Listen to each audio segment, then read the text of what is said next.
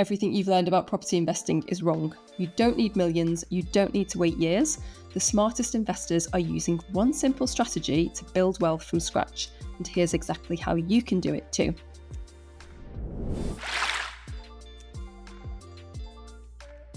Hello and welcome back. Today I am joined back with Lyons, co-founder of Your Property Network, and today we're going to be talking about how you can build a portfolio of your own.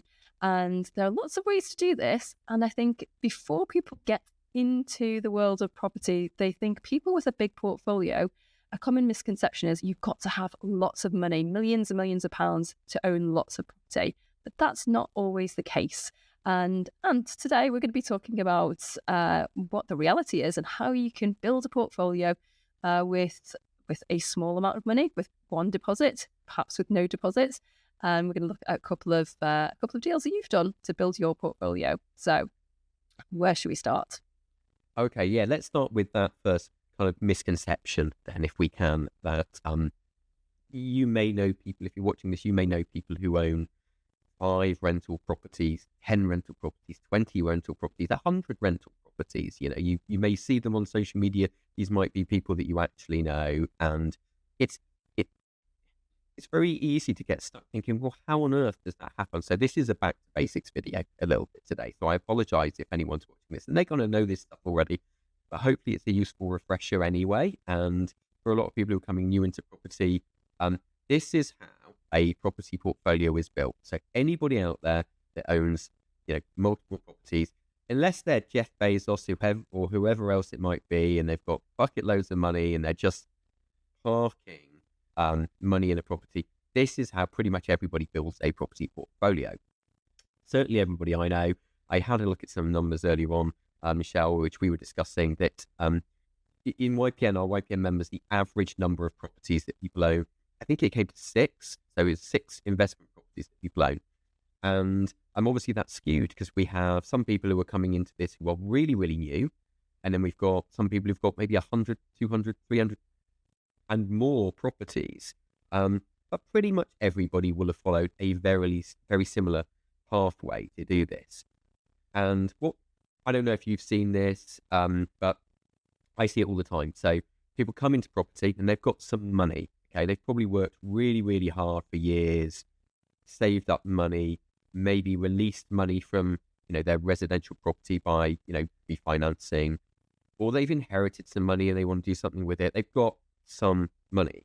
And what happens is they buy a property. So let's take an example. Yeah, you buy a property, it's £150,000. And I know some of you are going to be watching this thinking, well, what can you buy for £150,000? I live in central London. That's not, that's buying me nothing. Well, we're not talking about those areas. We're talking about the more kind of solid buy-to-let investment areas. So you buy a property for £150,000. That's going to take a deposit of 25% deposit of £37,500. Stamp duty is going to be in the region of £8,000 because it's a second property, second to your main residential property. And maybe legal fees of, let's say, £2,000 in this example. Keep numbers pretty straightforward. So in this instance, you've invested £47,500. You've bought a property. That's great. It rents for £900 a month. Your mortgage is going to be, let's say, a mortgage of 4.5%, which is probably fairly realistic. Right now, I've just refinanced a couple of my properties and it's around about that figure. So you're going to be paying about £420 a month there or thereabouts on your mortgage payment. You need to factor in some costs if you're using a letting agent, some maintenance, maybe some void periods, that kind of thing. So you're probably making £325 a month, there or thereabouts, net profit on your property, which in this instance, and if my maths is correct, it's about an 8% return. And that's much better than you're going to get in the bank, definitely. And you've probably bought property, which, you haven't, that money hasn't disappeared. You've invested it into the property, except maybe the legal fees and the stamp duty. That money has disappeared. We've had to pay HMRC and the solicitors to do their work. But the rest of the money is invested in the property, and hopefully that property will go up in value over time. Hey, we're all in it for the long term. We will believe that that's what's going to happen over the extended period of time. But what next? You've put your money in, you're stuck. Sure, you could wait 5, 6, 7 years and wait for your property to go up in value naturally and then maybe release some funds and go again. But that's going to take a long time to build a property portfolio, and it's certainly not guaranteed. So can you do it differently? Michelle, would you agree that most people who come into this is the path they take? They get some money, buy a property, and then get stuck. They do get stuck. They, as you say, they think they need to just go back to work and save up all that money and then go again somehow. And a lot of people, as you say, do that the very painful way. It's like a slow route. But a lot of people just don't know any different. And this idea about what we're going to talk about today, about creating value, forcing the appreciation, and just recycling your money. So that's what we're going to dive into now. Okay, so the term we're going to use is exactly right. It's recycling your deposit. Sometimes we use the terminology buy, refurb, refinance. It's not always about a straightforward refurb, as some of the examples we're going to look today will illustrate. But we are talking about forcing the appreciation of the asset, buying a problem property, fixing a problem. So let's take an example. This is one of mine. It's not a particularly complicated one, but it does illustrate perhaps what you can do to kind of speed things up, accelerate things, so you can build your property portfolio faster using one set of money, one deposit, or maybe no deposit in just having a little bit of cash flow yourself, but not the full deposit. So this is a one-bed flat that I've got in a small town, probably 15 to 20 miles south of Bristol. So it's here in the southwest of the UK, which is where I'm based. And it was on the market for ages. It was a repossessed flat, so it was a bit of a wreck. It's not massive by any stretch of the imagination. It's a small flat that would rent really easily, but looked, let's say, more than a little unloved. I think on the way out, the people, obviously feeling a bit grieved or whatever, had done a bit of malicious damage on the way out themselves. That happens. But the bigger problem was that the property was actually uninsurable. And the reason for that was that there are 8 flats in this building. And I think there are 5 or 6 owners across those flats. So somebody owns 2 or 3 of them. And they'd had a bit of a falling out over the years. And that kind of monthly maintenance fund that we all contribute to if you're a leaseholder, everyone had stopped doing that. And because they'd stopped doing that, because they'd had disagreements and arguments over time, they'd stopped paying the insurance on the building, so the actual building's insurance. And as soon as you stop doing that, your property is unmortgageable. So for me, this seemed actually like a relatively simple fix. So yeah, the property needed a refurb. It needed some work doing to it, but it wasn't drastic works. It was relatively cosmetic, a small kitchen unit in there, new flooring in the sort of 2 or 3 rooms that are in the thing, and a decorate throughout. So when I bought the flat, I actually started insuring the building myself, so that immediately, and it's me who's paying for this at this point, but immediately that I have insured the whole building, suddenly my flat becomes mortgageable again. And that probably adds £15,000 to £20,000 in value overnight, because my flat is now mortgageable. Anybody can come along and buy this. It doesn't have to be a cash purchase anymore. And then I sat down with all but one of the other leaseholders, and I explained, look, your flat's at the moment, okay, now I'm paying the insurance, but that's not going to carry on. As soon as your flats are insured, as soon as this building is insured, your property goes up by £15,000, £20,000. It's going to cost you, whatever it costs a month, £10, £15 a month on the insurance side of things to insure this building. So it's quite easy to bring those people into line and get them to realise, actually, this is in all of our interests at the moment to pay the insurance and get the building properly managed again. So we got an agent in who's going to manage the building. Everyone started contributing towards the monthly maintenance fund a month. And I do a refurb, a small refurb on the flat. I think it cost me less than £8,000 to actually do the work. So I paid £47,000 for the building, spent about £8,000 on it and a few £100 on insurance, whilst I'm getting everybody else aligned. And at the end of that process, which only took a month or so, suddenly my flat is not worth £47,000 anymore. It's worth £75,000 because it's mortgageable, because, there's a proper management company in place that are doing their job now. It's a lot easier for anybody to buy.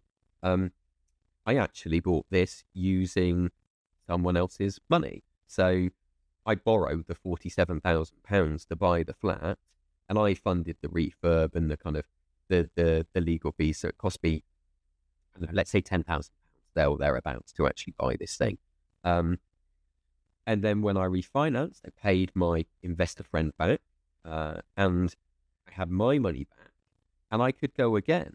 So this is a prime example of Buy-Refurb-Refinance, no money left in investing.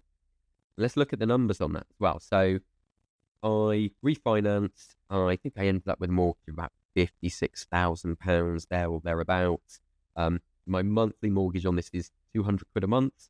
It rents for £600 a month. So in this instance, I make, after my running costs, all those kind of things, I make probably £325 a month there or thereabouts. Small flat, not a lot of maintenance. And my return, because I have none of my own money in this deal, is infinite. So when we compare that to the first, hey, I've saved up the best part of £50,000 to buy a property, then we were making an 8% return on our money, and we'd run out of money, after deal number one. In this instance, my return is infinite. The cash flow I'm making is really, really close, around about £300 a month. And I've got all my money back out, and I can go again and buy another property and find another problem property. So I like talking about this deal because it was not that complicated, but it put off enough people from buying this one. Yeah, it's interesting when you say it's a problem property, because most people, when they think about a problem property, they're thinking about something structural, a big crack down the wall, or a problem tenant that they can't get rid of. Like in this particular situation, the problem was one that you were able to solve quite easily, but the problem of having the property uninsured meant that it was unmortgageable, which is important for people to understand, that it's then really only available to investors, because nobody else who needs to get a mortgage to buy it can buy it. So actually and investors want a good deal. So it's had to have been reduced. So it's on the market for the 47,000, and it's a false amount. It's a lower amount than what it was actually worth, just because of this insurance problem. So what we're probably saying to people here is, look for those problems, and look for the problems you can solve, right? Don't find problems that you can't solve, but look for problems that you can solve and where you can add value through your knowledge about what you've learned through webinars like these, and through interviews like these, where you're learning these golden nuggets, and look for ways to apply them, because most people are not looking for these problem properties. Yeah, it's a really good point.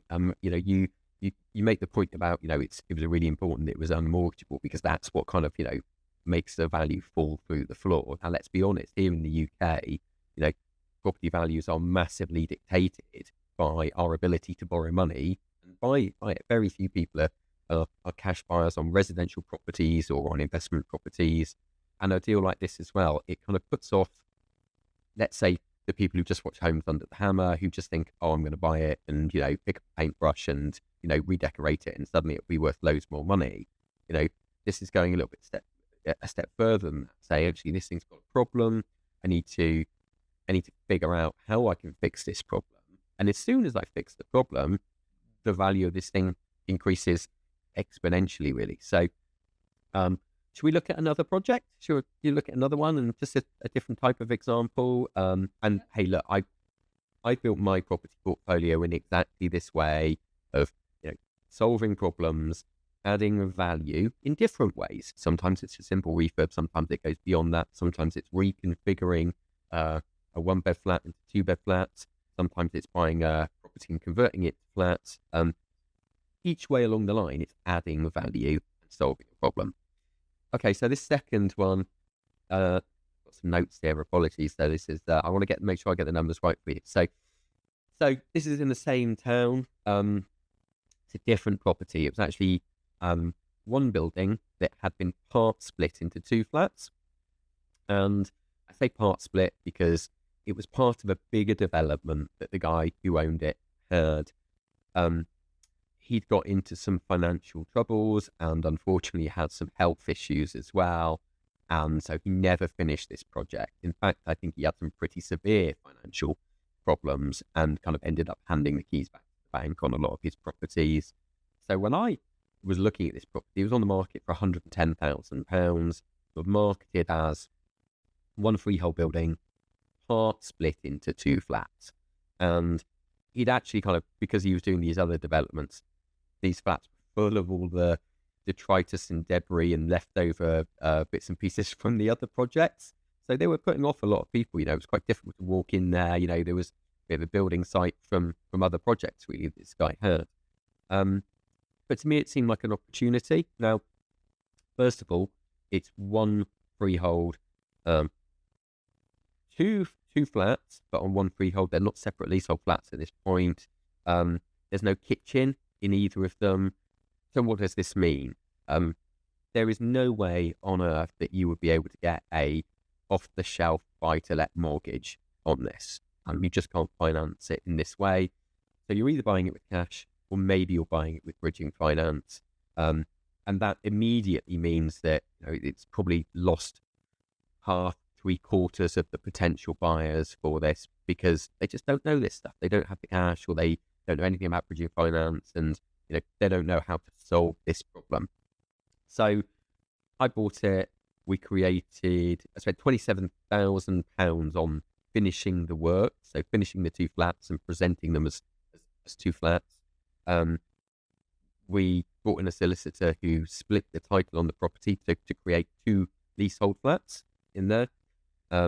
The building itself is owned by a company that I think I set up for this purpose.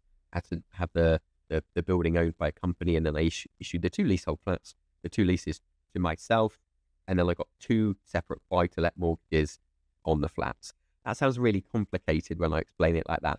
I bought a building, we created two flats, and then I ended up getting two buy-to-let mortgages on them. After we had done all the works, and these were finished, ready to move in, one-bedroom flats. So my legal fees were probably around about £9,000 for this, plus and the stamp duty. The legal fees are a little bit higher in this instance because we had to do more work to split the title on the building. So I spent at this point £146,000 buying it, refurbing it, legal fees, stamp duty, and at this point it valued at £180,000. So two one-bedroom flats, both valued at 90 grand each. So when it came to refinancing, I remortgaged to 75% of that, so I could get back of that £146,000. I got back 135,000 of it. I paid off the investor that lent me the £110,000 to buy the building, and the rest of the money obviously came back to me, back in my sort of deposit pot. So I've left £11,000 back in this, which is loads better than that first example of leaving 50 grand in it. Sure, we all like the holy grail of no money left in property investing, but it's not always realistic to get all of your money back out. Across these two flats now, my mortgages across the two come to £550 a month, so 225 quid each a month. My monthly rent across the two flats is 1,300 quid. So I make, after the running costs, after paying an agent, all of my properties are managed by agents. I'm the first to acknowledge that that's not my skill set. It's not something I enjoy. I've done it before in the past, but let's leave that to the professionals. I make probably £550, £600 a month on this one property from my £11,000 that I've left invested in it. So probably nearly a 70% return on capital invested, return on capital employed in the deal. And again, that compares with that first example where we were making an 8% return on it. I've got virtually all of my money back out and I can go again. And in this instance, I've not bought one flat, I bought two. So my portfolio has grown quicker. My monthly cash flow has grown, it is double because I bought two, not one, and I've created equity. So that is the aim of the game, to create equity and cash flow in each of our projects, and then be able to leverage to move on to the next one.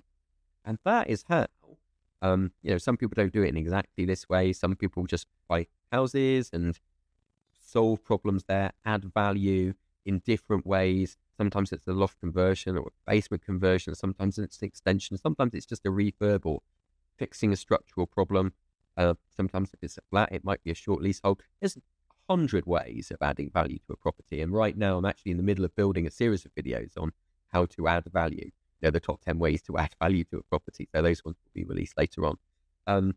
So our trick is to make our capital go as far as possible. And if we can, take our cash flow, reinvest it. So add that back into our investing pot. So that's always growing again. So if we leave a little bit of money in each deal, we don't run out of funds. And that is how anybody you meet that has bought 5, 10, 20 properties or more will have built a property portfolio. Right. So top tips. Let's recap. So we're talking about recycling money that, in fact, doesn't even need to be our own. But let's zoom out a little bit for people who are watching this and thinking, right, okay, well, how would I do this? The properties we're talking about are lower value properties. So the deposit, or the purchase price on the first one, 47,000. For a lot of people, that will be the deposit money they've saved up, right? So they'll have that cash. So there are some properties that they can just go out and buy cash. The second is you've talked about working with investors as a way to borrow money and move quickly without involving the banks and finance lenders, etc. And then the third way is using bridging finance. So using bridging finance to borrow money on properties where you wouldn't be able to get a normal mortgage, right? So those three ways, if people don't have the funds, then working with investors or working with bridging finance is two other ways that they can get into this portfolio building model. And then once they've got that one pot of money, then it can be recycled. So I think it's important to say, actually, we don't need lots of pots of money. We don't need to be working with lots of investors. You can simply, take one property, recycle the money, and then go again. And also, it's important to recognize that actually you don't need to do these deals one by one. You could have 4 going at the same time. So having the ability to work with investors or bridging finance can be really useful if you want to do them simultaneously, but you don't always need to. So there's a few different ways. I just want to give people a flavour of how they could get into it, how they can access this finance if they are starting out. So would you say a lot of people who starting as well, Michelle, probably start from the point of saying, well, I don't know anybody with money. I don't know anybody who would want to invest in me. I don't know anybody who, maybe has those disposable funds. Do you think that's true, or do you think that's just a belief that people have? It's a belief that a lot of people have, and it's something because people have never really thought about borrowing other people's money and investing in property in this way.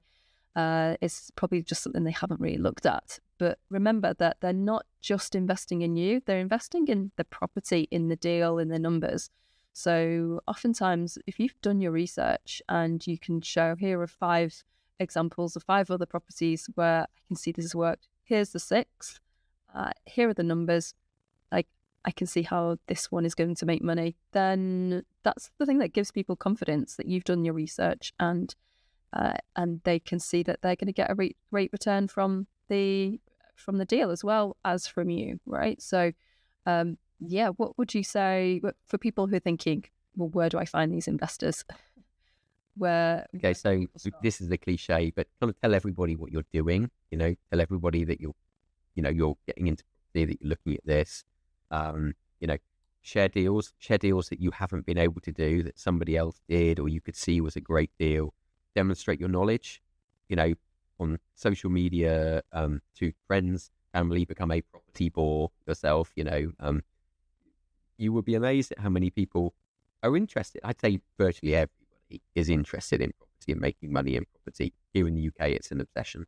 And people will sit and watch you for a while, and they might be thinking, well, I've got some money actually, but I don't want to do this thing myself. I don't have the time or inclination or energy to do this myself.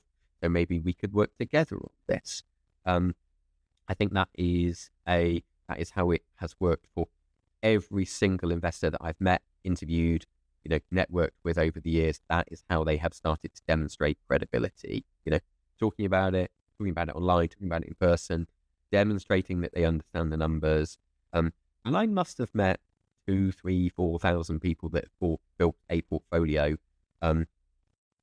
using these techniques, whether it's their own money through Buy-Refurb-Refinance or using investor finance, or quite often a combination of the two.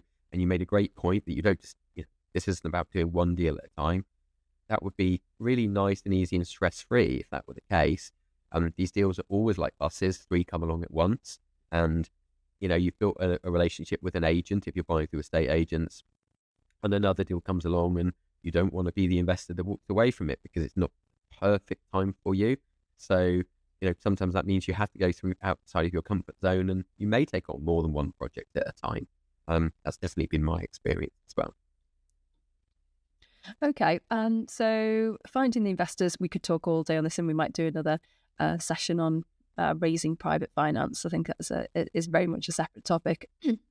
But bringing it back to this idea of adding value, the buy, refurbish, refinance model, are there any other tips that you've got for people who are looking to, first of all, add value? So you've talked about 2 there, but there are lots of different ways of adding value, and it's not just about looking at, for the problems. There's different ways of structuring a deal, or there's tons of ways of adding value, right?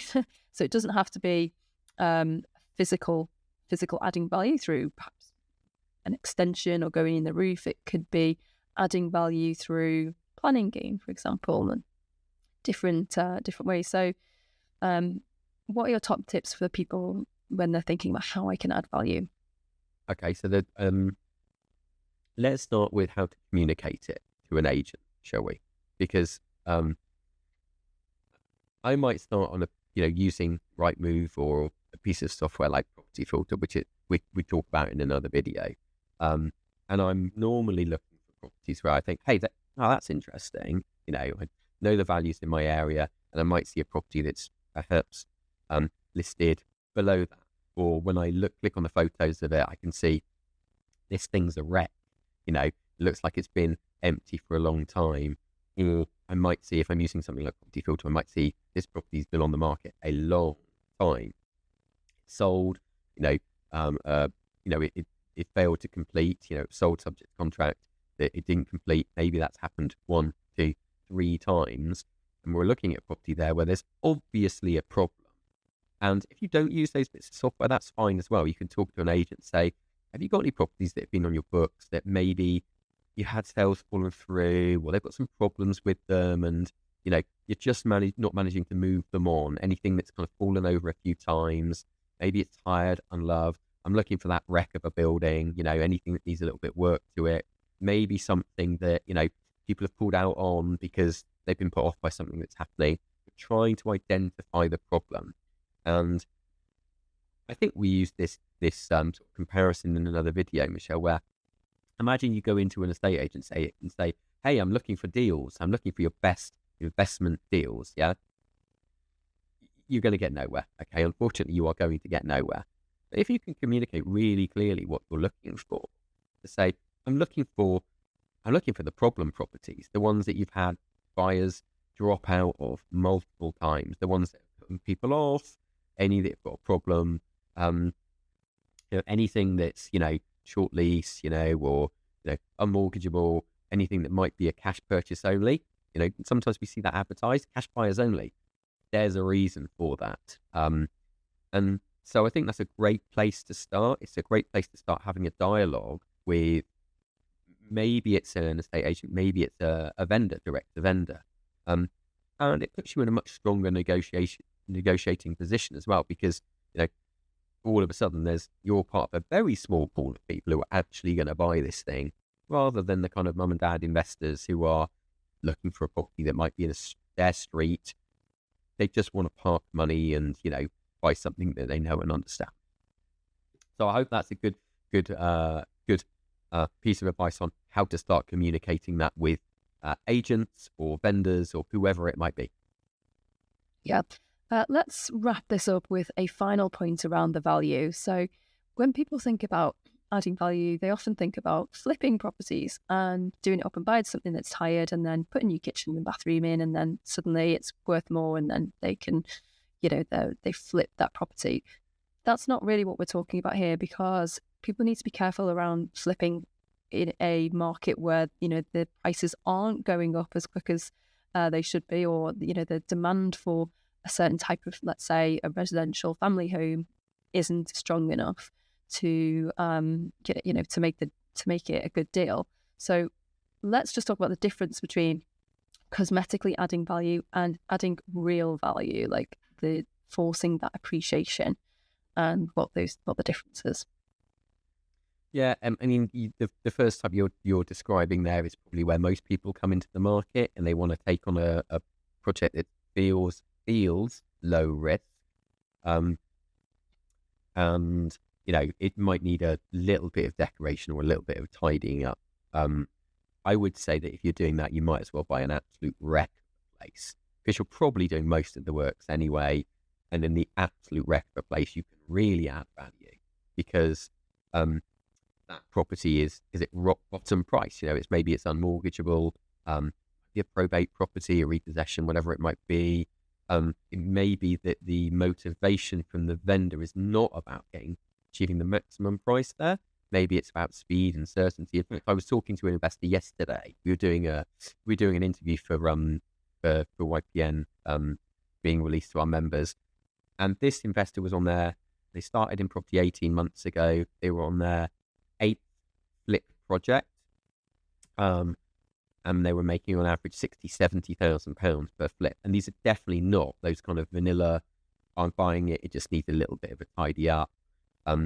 These were properties that I think one of them had been on the market for £330,000 listed with an agent, and they ended up paying £189,000 for it. They could demonstrate why it was only worth that to them as a developer, as an investor, as someone who's going to, intending to make a profit on the property.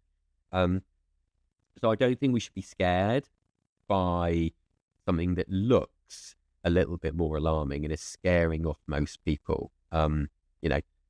A lot of the kind of, let's say, a lot of the investors that are looking to park cash, maybe they're a little bit older or whatever, they definitely do not want the hassle in the main. They want to buy something. Quite often they want to buy something that they can envisage living in themselves, even though they've got no intention of living in it themselves, because that's what they know. So definitely don't have that mindset of, I'll buy something that I think I can see myself living in. I'd like living here, because that doesn't necessarily make a good investment. We need to be driven by the numbers. We need to be really, really brutal, saying, hey, this thing's going to be worth, I don't know, let's say £100,000 when it's done up.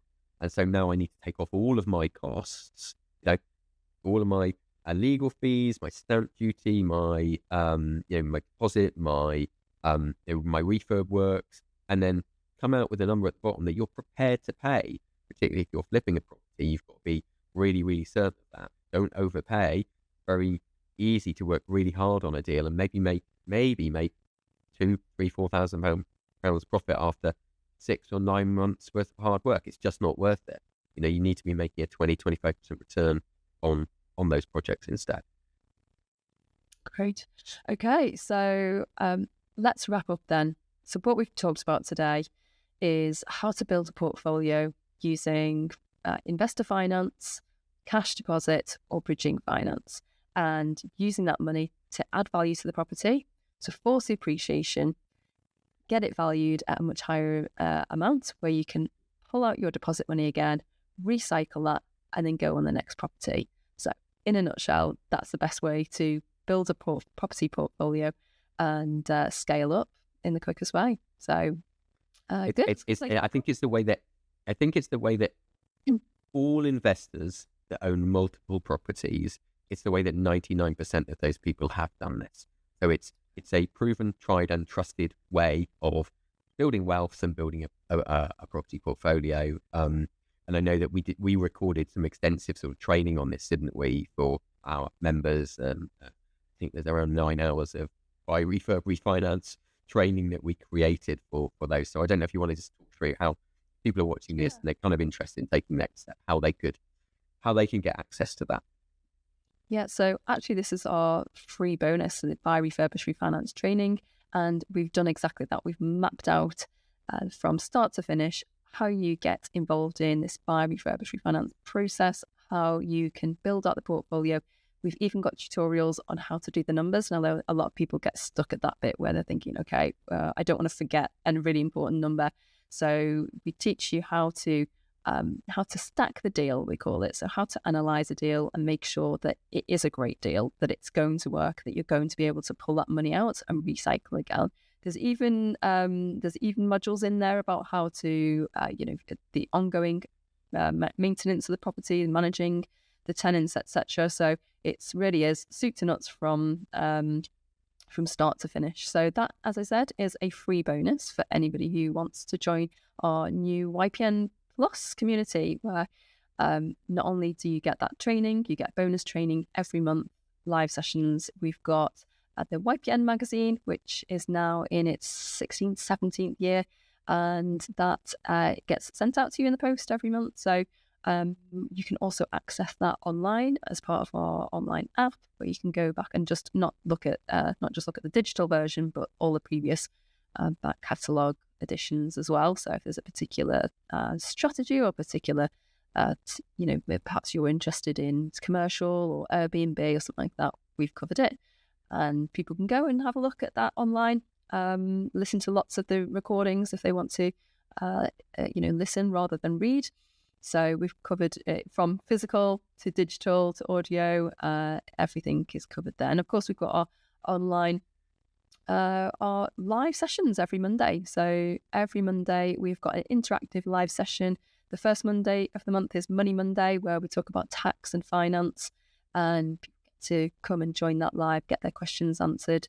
The second Monday is our networking session, where you get to meet real people in real life, all online, and get to meet people in the community and grow your network. We all know your network is your net worth.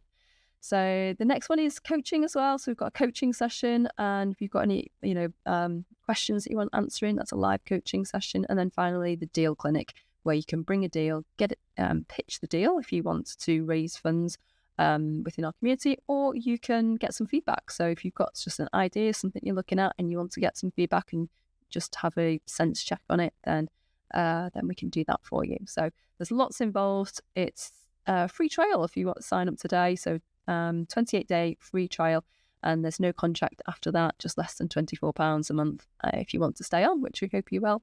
And it's your opportunity to be part of a community of like-minded people. And we've got links in the description here if you want to follow that and take your property investing journey to the next level.